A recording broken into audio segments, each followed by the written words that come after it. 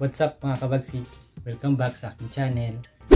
For today's video, i-update ko kayo sa nakuha nating minivan. So last video, pinakita ko sa inyo yung sasakyan natin na kinukunan doon sa Yarda, Davao. So ngayon, nag-text na yung builder na dumating na daw yung sasakyan doon sa shop nila at ready na para i-build. So tara, puntahan natin para makita natin ng personal bago nila ito i-build o gagawin i-recondition. So tara, samahan niyo ako. Let's go! Meron pala akong ginawang listahan sa mga gagawin nila sa ating minivan. Mga package na gagawin para pangandahin ang ating minivan. So nilista ko dito para kung ano ang mga natapos, i-check natin, at kung ano pang wala, doon ipapalo up natin sa kanila para gawin nila. Sa mga tulad ko na customer na gustong magpa-build ng minivan, ganito rin gawin ninyo. Kumuha kayo ng listahan kung ano yung package na gagawin sa minivan nyo. Kailangan ilista nyo para pagdating doon sa shop, pwede nyo siyang i-follow up. Pwede nyo sabihin na tatapos na ba to o wala pa. Para dated din kayo at mabusisi nyong mabantayan yung unit nyo para naman maganda ang pagkagawa. Okay? So, tara!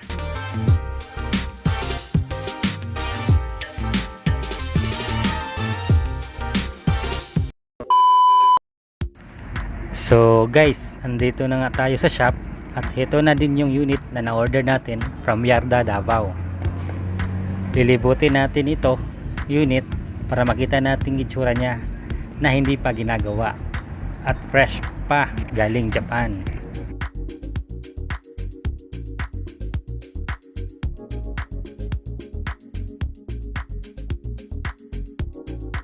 Makikita din natin na hindi pa na-convert ang steering wheel niya from right hand to left hand.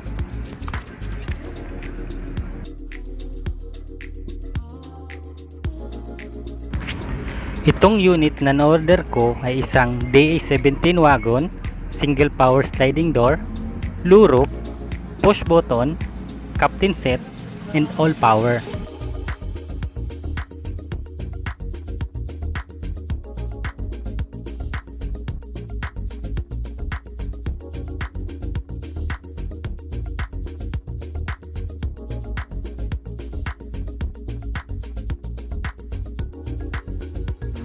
All power kasi power window na yung front door at rear door niya. Power mirror na rin at retractable. Isa sa mga nagustuhan ko dito ay yung original Japan mugs niya.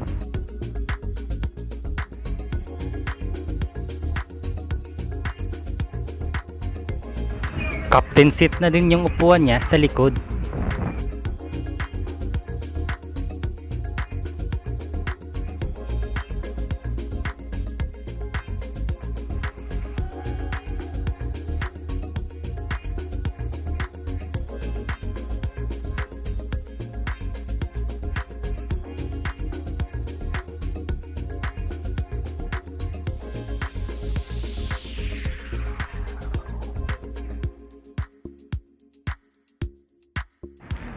Abangan nyo sa susunod kong video ang mga bagay na gagawin sa aking unit para ito ay mapa-fully recondition, gaya ng pagpintura, heavy PMS, fully detailing, at mga parts na kailangan ng palitan para mapaganda ang aking minivan. So ito na yung update ko sa inyo mga kabagsik. Day 1 ng ating pagpagawa ng minivan. Bibigyan ko kayo ng weekly update kung ano na ang development sa aking minivan at kung ilang araw, linggo o buwan bago ito ma-fully finish.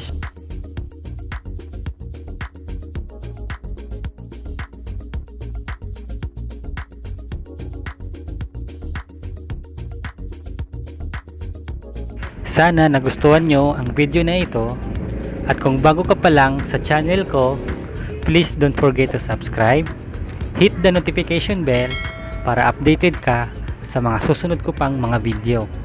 Maraming salamat po.